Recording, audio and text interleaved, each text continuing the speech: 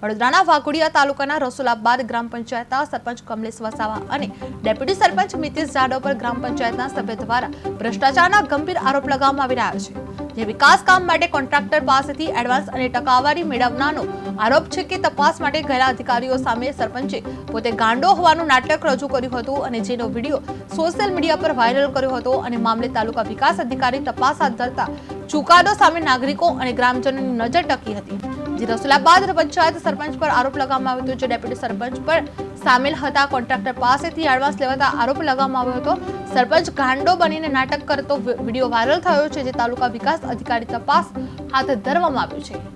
રસુલાબાદ સરપંચની વિરુદ્ધમાં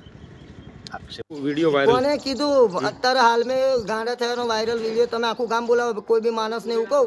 અને તમે કોઈ આ કોણ છે ને એવું કે ના ભાઈ અમે મેં આશું તો પછી વાયરલ જ કઈ થાય વિડીયો। ગાંડો થયો નહીં, ગાંડો મને 6 સભ્ય કરી દીધો।